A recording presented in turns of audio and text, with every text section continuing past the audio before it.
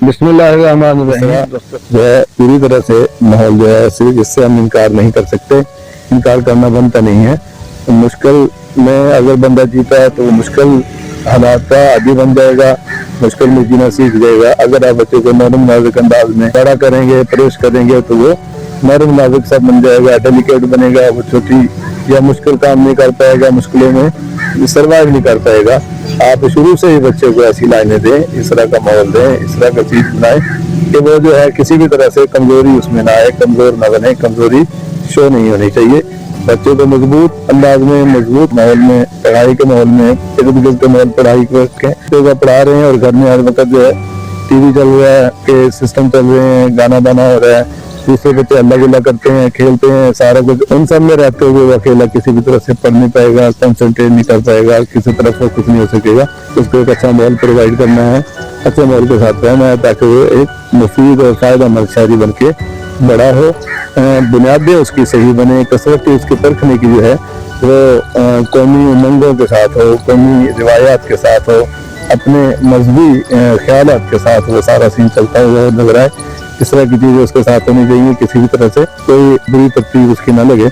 इस तरह से उसको तरबियत या माहौल देना जरूरी है। इसलिए माहौल पूरी तरह से तालीम वाला, पूरी तरह से मजहबी, कट्टरपन ना हो किसी भी तरह से, ना वो गलती में आगे निकल जाए, ना वो बहुत अच्छा ही नहीं आगे निकले। तो वजह से कहते हैं बच्चे ही अक्सर कह रहे होते तू तो मौलवी बना हुआ है। 3-4 भाइयों बहनों में भी एक बच्चे बारूकात ऐसे होते हैं कि वो दूसरे के साथ मैच नहीं कर पा रहे होते। एक के ऊपर मजहबी छाप लगी हुई होती है, दूसरे के साथ लाट होने की या वो मानने का गुंडा होने की छाप लगी हुई होती है। पहले भाइयों में अलग अलग बना हुआ था सीन। इसका मतलब यही होता है कि आपने डुअल किस्म का उसको माहौल दिया होता है। इस तरह की चीजें हैं कि माहौल आपने बच्चे को अच्छा पॉजिटिव अच्छी किस्म को देना है ताकि वो अच्छी बुनियादों के साथ बड़ा हो, अच्छी कसरती लेकर बड़ा हो, ताकि जिंदगी के देखने का नजरिया उसका पॉजिटिव रहे, नेगेटिव ना हो, किसी को तकलीफ वाला ना हो, किसी को दुख देने वाला ना हो, गजब करने वाला ना हो, रिश्वत सताने वाला ना हो, मफाद परस्त खुदगर्जी वाला ना हो। इस तरह की चीजें उसके साथ मत पले पड़े नहीं होनी चाहिए किसी तरह से। और साथ तभी होगा जब आप माँ बाप होते हुए एक अच्छा कैसर उनके सामने रखेंगे, ईमानदारी का कैसर रखेंगे, एहसास करने वाला कैसर रखेंगे, मोहब्बत प्यार देने वाला, एक दूसरे का ख्याल रखने वाला कैसर उसके सामने रखेंगे।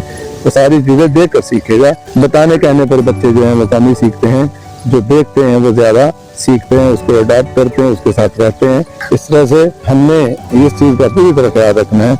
तो बच्चों का माहौल बनना होता है, बच्चे बड़े हो रहे होते हैं तो उन बड़े होते हुए उनकी बुनियादें जो हैं वो अच्छी हों। खुदा न खास्ता अगर मुझ में कोई बुराई है भी सही तो कोशिश करनी चाहिए कि वो बुराई मेरे बच्चे में ना आए।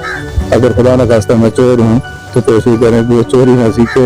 अगर कोई मेरी बुरी हरकत है, कोई भी मुझे खुदगर्जी का पहलू है, कोई मुझ में अभी खामी है, तो कोशिश होनी चाहिए कि मेरे बच्चे के सामने इस तरह का कोई गैसर ना आए।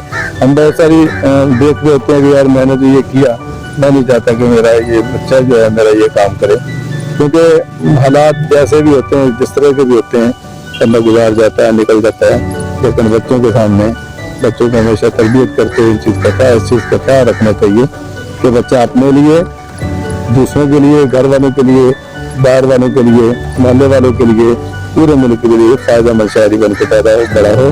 से जो है हर बंदा हर जगह पे बैठ के जहाँ भी उसको ये बच्चा मिले, असूदा हाल मिले और उससे उसको फायदा पहुँचे, उससे किसी को तकलीफ का बायस न बने, तकलीफ उससे न बोले, ना मुल्की रवायात कदरें उससे तकलीफ में आए, मुश्किल में आए, ना लोग एक दूसरे के मोहल्ले वाले या घर वाले उसमें उससे तंग हों।